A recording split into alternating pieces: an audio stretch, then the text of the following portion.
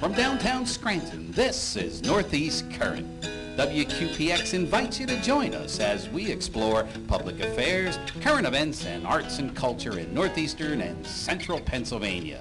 Now, let's meet today's guests on Northeast Current.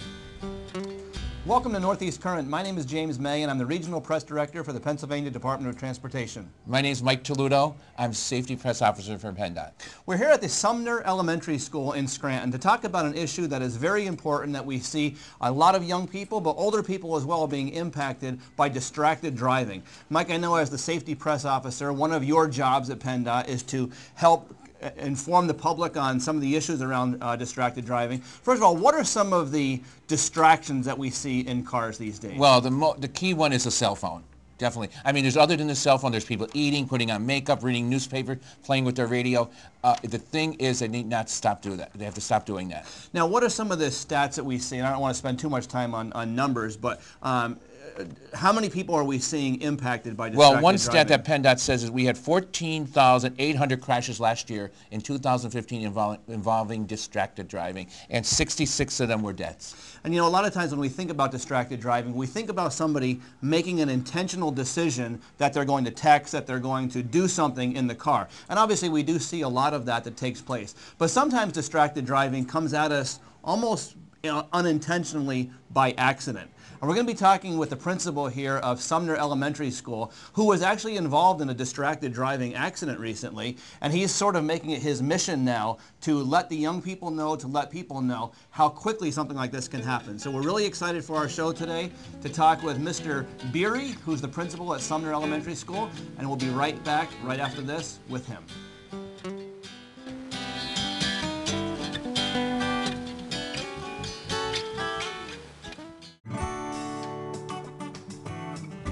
It's great for our neighborhood. It's great for my school. It's great for our roads. I'm Department of Environmental Protection Secretary John Quigley, encouraging you to participate in this year's Great American Cleanup of PA. There are lots of ways to get involved. Learn how at gacofpa.org. And help us pick it up, PA!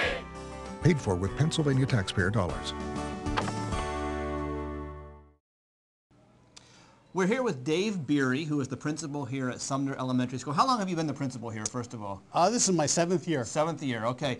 And if I said to somebody that we're going into a school to talk about distracted driving, most people would assume that we're going to a high school. We're going to talk to some 16, 17, 18-year-olds about them getting behind the wheel and on their cell phones. And that's many times when we think about distracted driving. In a school, we would probably think about that age group. However, you were directly impacted by distracted driving, and I was saying before we made the switch here that many times we think of distracted driving as something intentional, that we go out and we make a decision that we're going to text and drive, make a decision that we're going to eat our hamburger or whatever it is that we're doing. Tell us what happened with you, because it's a little bit different than the typical distracted driving scenario. That's correct. On February 25th, 2015, I was driving to work. I decided to take my son's 1998 Honda Civic that week to work because it was a bad winter last year, just to get the car running. I put my cell phone on the front seat, passenger seat, and it slid off. And I just bent down to pick it up, and when I bent down to pick it up, I must have turned the wheel of the car, and I hit a garbage truck almost head on. Whenever we think, you know, if somebody says a cell phone was involved in a distracted driving incident, I'm sure that 99.9% of the time it's because somebody is texting, and that's probably what we think about. But in your case, you were not texting, but it was still the cell phone that caused the accident. And I just felt the need that I thought I needed to have my phone. I don't know why. I'm not going to lie. I will tell you that, you know, I've looked at my phone before. I've texted when I've driven before. But on this day, none of that happened. I just bent down to pick up my phone, and it was a decision I regret. I have severe injuries because of that, but I will never make that mistake again, and I hope no one else makes that mistake again. About how long do you think it took? I know that you don't know exactly, but how long were you actually reaching down there for the phone? Any idea how long? It was probably just a second. It all happened in a second. And that quickly. And so you were coming up, and there was a garbage truck, you said? I was driving on Kaiser Avenue, right by the Kaiser Valley Community Center. And I remember I went through the light, and I just bent down to pick up my phone because it fell on the floor. It was just in the instant that had happened. And the next thing I remember were 2 Scranton Fire Department members saying, Dave, we're going to get you out of the car. You're going to be okay. We're going to get you out of the car. So you were injured that seriously. Tell us a little bit about the extent of your injury. They're pretty significant. I guess so between when it actually happened and then the next thing, so it's not like you remember a whole lot that's taking place in between. So I assume it was pretty serious injuries. Yeah, it was serious. I remember bits and pieces. I remember them, the Scranton Fire Department, who saved my life, cutting the top of the car off and flipping the hood over and trying to use the hydraulic equipment to get the engine off of my left leg. So they had to use every piece of equipment they had on the truck to get me out. I remember them putting me on a backboard after they got me out. It was cold that day. And then I remember the ambulance drivers. And the next thing I remember, I must have passed out from the pain. Next thing I remember is my wife in the ER. And then the next month is pretty hazy. I broke my tibia. I fractured my femur. My femur is actually in 3 different parts because the fracture is so bad. The top of my femur shot up into my hip and shattered my left hip. This is all on the left side. Wow. I had 7 broken ribs. I also fractured my right pelvis area, but that healed naturally. I had 7 broken ribs, a collapsed lung. Because of the seriousness of my injuries, my body was very upset with me, so my kidney shut down, so I was on dialysis for 3 weeks. Really? I was in ICU for 21 days. Most of that time I was on a ventilator because with my collapsed lung I was not breathing. I had the dialysis treatment and I had serious injuries to my lower left extremities. I had 5 surgeries in total so far, and there's more to come, unfortunately. And I see you're still walking with a cane. Now this was Yes. February of 2015. So 14 months ago, is that the timeline? Yes, we're right about 14 months. Coming up on 14 months, and you're still walking with a cane, still have more surgeries coming up. Any idea how fast you were going when you were going through? I mean, Kaiser Avenue is not like, you can't be going too fast. I couldn't have been going more than 25, 30 miles an hour. And because I remember I stopped at the light or slowed down at the light and we went through. So I just want people to understand that, distracted driving, and I did speak to the students at West Scranton High School, and that was a great opportunity I had to speak to them. And I told them, I don't want you to think that I'm here to tell you not to do something. I'm here to tell you what I did to myself. Right. And distracted driving takes many forms. I have seen people putting makeup on, shaving in a car with an electric razor. I'm sure if there was water, I'd probably see somebody brushing their teeth. Probably. But eating. And I see this every day, whether I'm coming to work or coming home from work. I spent 7 months where I could not drive. So my wife, God bless her, was my chauffeur. And I could see everything that was going on in every car we passed. And it hits all age groups, and I don't want people to think it's teenagers. All this is a teenage problem. Right, exactly. It goes, it's multi-generational. And I've seen people, well into their 70s on their phone in the car. And I don't care if you're stopped at a red light or a stop sign and you pick up your phone, that's distracted driving. Because you don't know if somebody's walking out in front of you or what's going on around you. But I see it all the time. It's people with newspapers on their front steering wheel of the car. I mean, I still see this stuff, and it really makes me upset. And you referenced something before about the impact, obviously, that's had on you going through the surgeries now, but there's a secondary impact as well. Suddenly your wife had to become your chauffeur, and I'm sure that you see how it impacts, maybe even here at the school and other places, where a very split-second decision that you made obviously impacted you, but is impacting many other people as well. And this is the part that's hard to talk about. It's very emotional. Not only did my decision impact me, but my 2 kids were in college. My daughter was a senior, my son was a freshman. They were home. My daughter really probably didn't enjoy the end of her senior year of college like she should have. They were with me for 2 weeks when I was in ICU. My wife took a month off from work to be by my side. Just my colleagues and all the people here at Charles Sumner that supported me and my family was incredible. And the impact that I had, my decision had on them, I mean, I can't describe it, but I know it was significant. Rumors were flying around the day of the accident from I walked away from it to that I am dead. I'm not going to let people off the hook that easy. I'm going to fight, and I fought my way back. But the impact on my family and friends was just devastating. I never realized how my decision could impact so many other people. And that's the important thing to remember. And it's a decision that was made, and I think what strikes me with your story is that it was a split-second decision, and I know I keep going back to this, but many times with the distracted driving, we think about somebody making an intentional decision. They get in the car and they say, I'm going to text and drive, I'm going to do something, where I'm making a decision that I know is a dangerous decision. But a friend of mine, I remember her saying that she was in an accident as well, where some oranges fell, and it was stacked in the back, hit the brakes, and these oranges fell, and almost the same type of thing. She instinctively reached over to grab them and got distracted. And many times we don't think about distracted driving as being this kind of instant decision that we're making, right there at the split second. I mean, I'm sure that I've replayed that moment more times than I can count.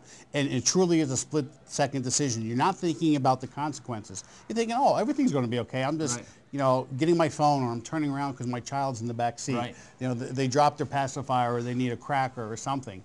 And I'm not going to lie and say I've never done that. I've done that. My wife has done that. Everybody I've spoken to since my accident, they've rethought how they react to things in the car, because it's a split second. And my thing now is, maybe people can learn from my accident. I want parents to understand that if you've got young children in the car and you're on your phone, what are they going to do when they turn 16 and drive a car? Yep. Oh, mom and dad's on the phone, so it must be okay for me. Or you're 17 years old and you have a 14-year-old brother or sister, and you're taking them back and forth to school, and they're in your car and they see you texting or on your phone while you're driving. What are they going to do when they turn 16 or 17? That impact that we have, and we are role models. Everybody's a role model. So when people see you doing something, it's going to impact them as well. And our kids learn much more from what they see us do than what they hear us say. That's and correct. When they see, we can tell them all day long, don't text and drive, put your cell phone down. But if they see mom and dad on their cell phones texting, then they're going to say, well, if dad can do it, I'm a much better texter than my dad is. And so exactly. if he can do it, I can certainly get away with doing it. What is the message that you would have? Okay, so one of the things, as a father of two children who are now driving and one that turned 16 this summer, I like the idea of them having a phone with them in the car, just in case there's an accident, they break down. But what is your message that you would have to teenagers, or to anybody, I guess, really, when they're driving when it comes to cell phones? Well, my daughter has coined the phrase, and I want everybody to know, it can wait. So if you want to hashtag it can wait, it can wait. There's nothing there that can't wait. And if it's that important when you're in the car, just pull over. Pull over. Good. I have done that, pulled into parking lots, pulled into rest stops, gas stations, because I don't want to touch my phone when I'm driving. I've been given a second chance, and I think I've used up all my luck. So I don't want to go back to the well again. But the message for everybody is, it can wait. And how about where to put the cell phones? Any thoughts on that? If you had to do it all over again, obviously you wouldn't put your cell phone there where it's going to slide down, and if it did, you certainly wouldn't reach for it. But any thoughts on where we put these things so that we can keep them with us? The best place to put it is the glove compartment or a pocket that you can't reach it. I put it in my center console now in a cup container so it doesn't fall, but I don't pick it up. I'll be sitting in the car, even my wife will be with me, and she'll say, your phone's tinging. I said, well, it can wait. We'll get to it later. And if it's the kids, you have your cell phone, and they can call you. So just put it somewhere where you can't get it, because it can wait. And put it where you can't get it and where you're not going to be tempted by it, because I think more than what we even realize, if you're addicted to your cell phone and you're driving along, and it's like you said, it's an instant, just a split-second type of thing. When that thing dings or buzzes or hums, whatever it does, people instinctively look over. Even if you're not texting and driving, there's an instinct that you reach over and you take a look at it. And literally, as your story tells, in a matter of just seconds, your whole life can change because of a split-second decision that you make like that. So that's correct. So make sure that you put it in the glove compartment, maybe put it in the back seat, put it somewhere where you're not going to reach for it, where you're not going to be tempted to look at it if and when it does ding, buzz, beep while you're driving. It can wait. It can wait. I love that. That's a great phrase. It can wait. And keep that in mind. I appreciate so much your message. One of the things with us when we look at the whole issue of distracted driving, we can throw out numbers all day long. And I think you were saying before, what, 8 people every... On average, 8 people a day in the United States die from distracted driver-related incidents. That's incredible, incredibly sad number, and every one of those is a person. And one of the things, you know, we go through through our office, whenever there's a fatality or crash on a state road, we have to put those numbers together and send them to Harrisburg. And I will oftentimes go and just look up on Facebook and make sure that I remember that these are not just numbers, not just a name that's out there. These are real people with families, with loved ones, and every one of those 8 people that today will die because of a distracted driving is a person with a life and with a family. And so Somebody loves them. So, exactly, and I'm so glad that we're able to come through yours, obviously with a lot of surgeries now, but to go on then and to tell your story. And but there's nothing that's so important that it can't wait. So it can wait. It can wait. Thank you so much for being with us today. Just a message from PennDot, from our safety office, from James May, from my office, from Mr. Bieri. I appreciate your being here and telling your story. So thank you so much. So on behalf of PennDot and Mr. Bieri here at the Sumner Elementary School, I want to thank you so much for joining us. Until next time, this has been Northeast Current.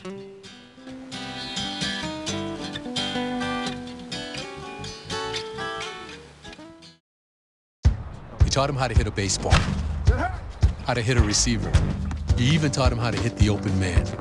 But how much time have you spent teaching him what not to hit?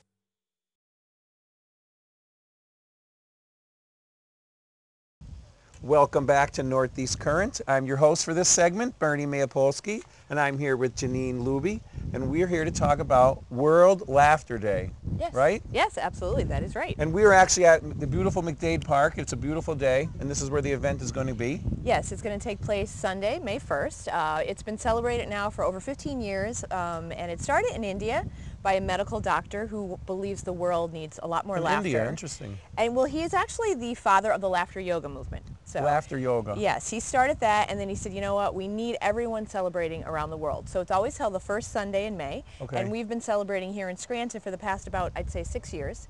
And we're here at McDade Park again, Sunday, May 1st, 1 to 3 p.m. It's a very casual kind of afternoon. People don't need to be here for the whole time. They can stop by anytime that they have free, and as you said, it's a beautiful park. It's a beautiful park. It's a beautiful day. It's supposed to probably be good weather on May 1st, I hope.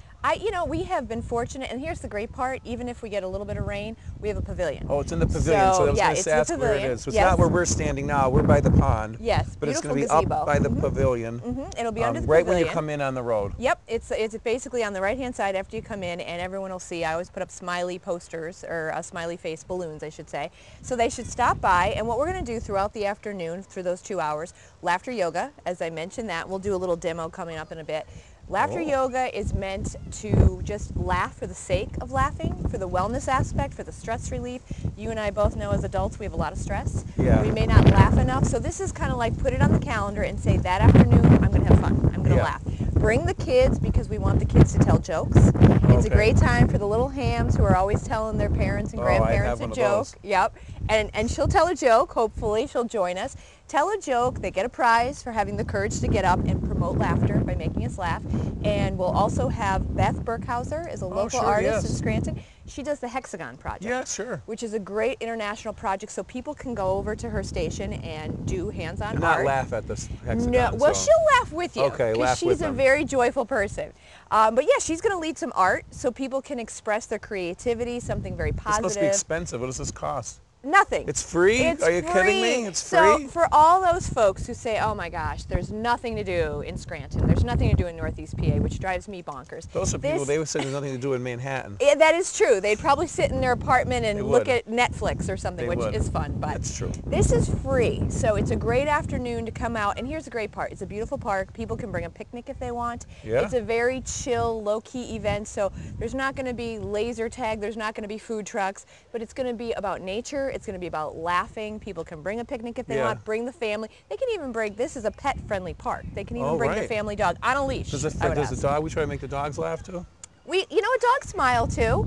Yeah. Do they really? I've seen many of my friends' dogs smile. It's true. I've gotten them to laugh. Know, right? Yeah, they're happy. For sure. So they bring the family out. We'll laugh together. Yeah. Laughter yoga. Kids tell jokes. Like I mentioned, we'll have Beth from the Hexagon Project. So not just for the kids. And think about this. It's not just for kids. No, adults need to channel their creative spirit, relieve some stress so they can get hands-on with the art.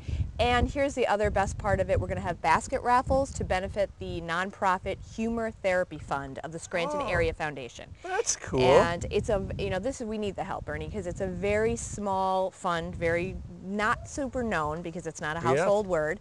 And we raise a little bit of money every year so that we can help to promote therapeutic laughter and humor in the area. So we raise money. Any nonprofit in the area could apply for a grant. And all they need to do is to be promoting laughter and humor to help people. So that's what the money is raised for. Yeah, anything could be for sickness, could be for just children in the hospital. Anything like that. I've done a lot of work with NAMI, which is the local chapter for National Alliance of Mental Illness. Like a thing and just get like a fake nose. It's probably like $1, $2 grant. Yes. Well, well, you're not a nonprofit, so I'm already going to reject your grant. Maybe I'll just buy my own fake nose. That's a good idea, though. People do that. Could do that. Put on a red nose, go spread some joy. But a couple years ago, we used the fund. Like I said, it's small. We haven't used it a lot. We were actually able to bring in a gentleman named Shane Burkhaw, who is from Laughing at My Nightmare. And he has an organization where he promotes the value of laughter, and he is a person who is in a wheelchair with spina bifida. He has an illness, but he finds reasons to laugh. Now this gentleman, he's young, 22 years old. He cannot actually move. He has lost a lot of muscle control, but he can still type. He writes a humorous blog called Laughing at My Nightmare. He started his own organization. Thanks to the Humor Therapy Fund a few years ago, we brought him in to Marywood. He spoke to a crowd of over 50 people, and he inspired people. Where's he from? He's from Bethlehem, Pennsylvania. He's from Bethlehem. Yes, he is someone that we've brought in to help inspire other people and remind them not to take life so seriously, their challenges, their nightmares. Here's this gentleman who has a lot bigger issues than most of us, but yet he finds time to laugh and find humor in life. So that's what we're kind of saying is if you know a curmudgeon that needs to come out and laugh. A Debbie Downer, a negative Ned. Wah. Yes. Just come out for a little while because it's laugh yoga isn't just like, we're not just telling jokes, right? So what's the laughter yoga? Yeah, and you know, that's a good point to make. People hear laughter yoga and they think two things. One, it's either on jokes, which it's not, or they think of yoga, right? You know, you're in the poses. If I was doing yoga, it'd be laughing at me. That's what I would But that's a different story. You go to the regular, like, and then get laughed at. And then get laughed at, which is fine. But this is not about bringing a mat. No yoga mat. This is all about, all you need to know how to do is clap, laugh, and breathe, pretty much. You come out, most people can. Now, some it's tough, but no, most people can. All you need to do and you know what is important? Be able to let go and laugh at yourself a little. Yeah. Because sometimes when people are so serious, they have a little trouble doing this because it's kind of about being playful, right? We clap, we laugh, and it's just for the sake of feeling good because the research shows, this is why Dr. Katari has started this, the research shows that laughter is good for the body, the mind, the soul. It's great for the heart. It helps to reduce blood, it helps the blood flow for blood pressure. Diabetics, they find there's research studies that lower the blood glucose, the sugar level. There's so many benefits. There's all kinds of actual biochemical reactions that happen. It's not just our spirit, but it actually is a biochemical reaction from laughing. Yes, and we need more of it. Nature's the bottom line is we don't make enough time for this. So this is a day that's dedicated to doing that. So. Okay, so we're going to take a break. Stay right there, because when we come back, we're going to have a laughter yoga demonstration.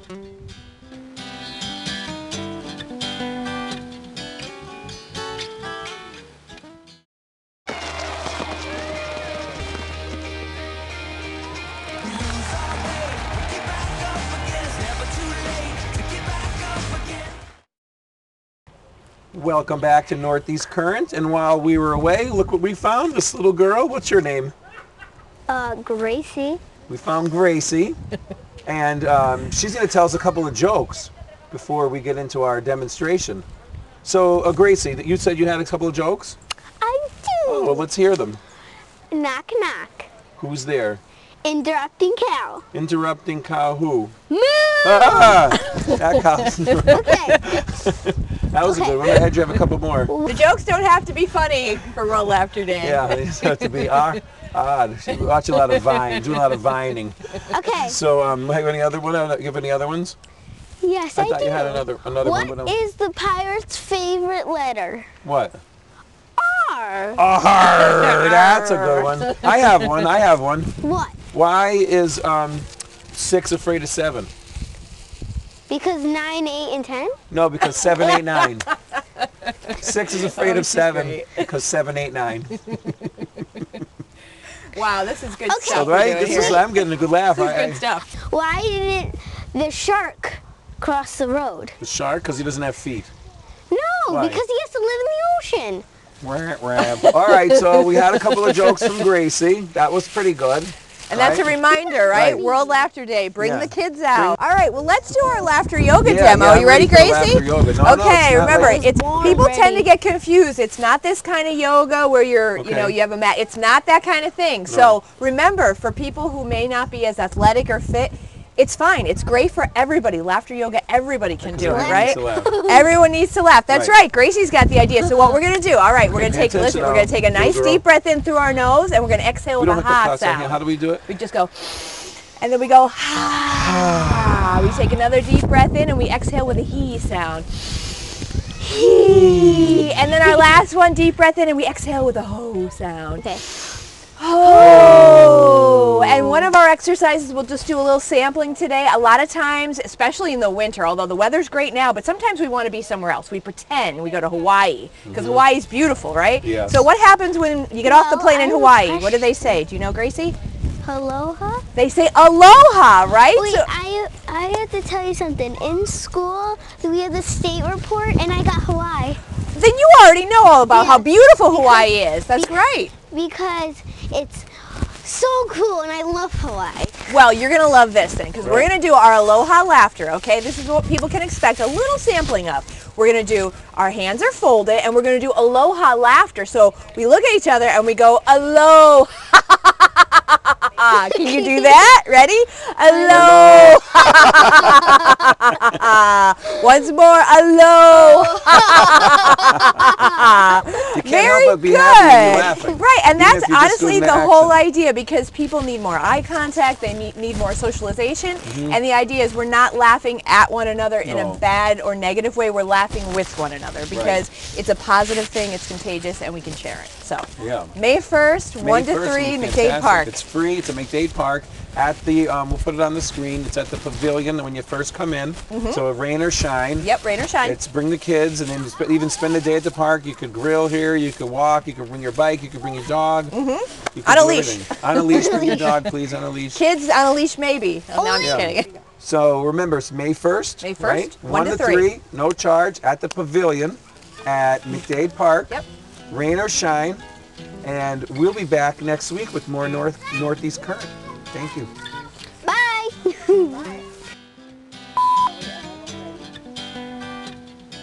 And we'll be back after this message? No?